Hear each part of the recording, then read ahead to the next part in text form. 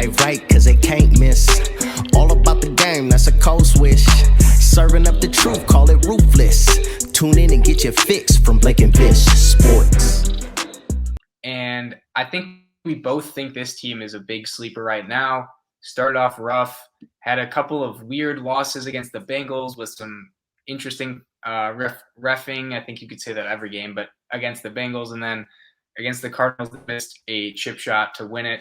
But Vish, why are the Vikings the NFL's biggest sleeper team right now? Yeah, I think the Vikings are the biggest sleeper team. I mean, you touched on it. First of all, they have had a few things go unlucky. They shouldn't be a 500 football team. They're better than a 500 football team. Heck, they nearly blew that game against Carolina when they really shouldn't have, because Greg Joseph missed another kick that should have iced the game. So the Vikings have issues in that sense. I mean, Mike Zimmer can never seem to get reliable play from his kicker. I mean, Blair Walsh was one of the best kickers in the NFL as a rookie and in his second year. And then Mike Zimmer needs Blair Walsh to kick well, and Blair Walsh goes off the rails. I don't know what the deal is. Maybe Mike Zimmer has bad voodoo when it comes to his kickers, but I think we talked about Minnesota a lot this offseason. We felt they were a playoff team. We felt their defense was a lot better than it was given credit for. All of those things, their offense is fantastic. And then at the beginning of the season, they lost to Cincinnati, a team that we didn't expect to be that good. And we thought, oh, maybe we were wrong on Minnesota. Minnesota's a really good team.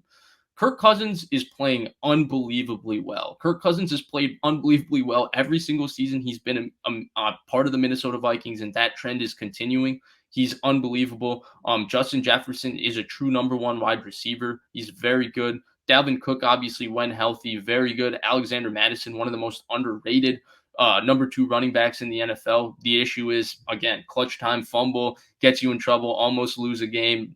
It happens, but it's just bad voodoo with the Vikings. Mm-hmm. But overall, Mike Zimmer's got their defense playing a lot better. They started off the season a little slow. They're a very good defense now. They're good defense against the run in the pass. We'll see. They've got Patrick Peterson got hurt this weekend, so we'll see how that affects them moving forward, because he'd been playing really good football the last couple weeks.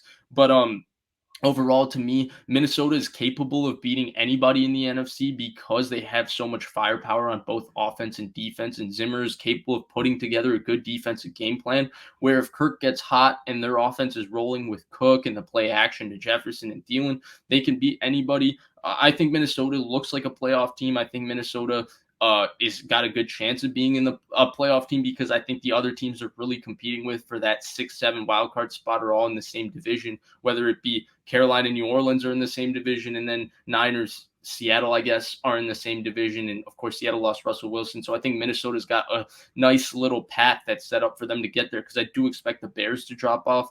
But I think Minnesota's not being talked about enough. I don't think Kirk Cousins is being talked about enough. They're very good. Mm-hmm, yeah, and I think my first thing I was going to say was Kirk Cousins. This has been his best season maybe yet, maybe. I mean, statistically, it's been one of the best, and he's done this kind of, seems over the years, but a lot of the Dalvin Cook touchdowns are kind of going to Kirk, to a lot to Thielen, obviously. That's his favorite red zone target, and then Jefferson as well.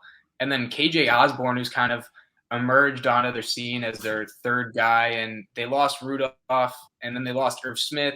They have Conklin in there now, and he's been okay, been a little productive, but Osborne's kind of been the guy that slotted into the third receiving option, you can say. And you mentioned Madison. I mean, when Madison started, I don't think they've lost a game, so that's always exciting for them. And maybe that's saying Dalvin Cook is Madison better?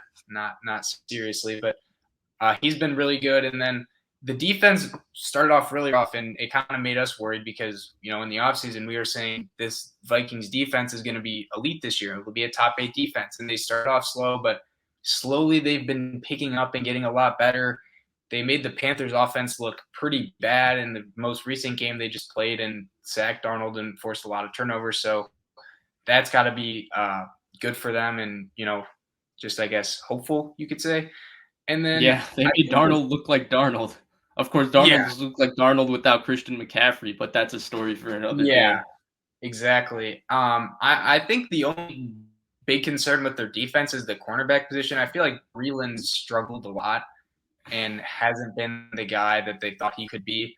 But that's my biggest concern with them. Honestly, the O-line's always been a concern, but Darisaw, he was injured and now he's in there, and I think he's been doing solid so far. So Vikings, honestly, I mean, they're a couple games away from being, you could say, or a couple plays away from being 1-5. On the same note, they're a couple plays away from being 5-1. So maybe 500 is fair. I don't know, but it's been an interesting start for them. But I think they'll continue to get better as the season progresses. I think so too. So that's the Vikings.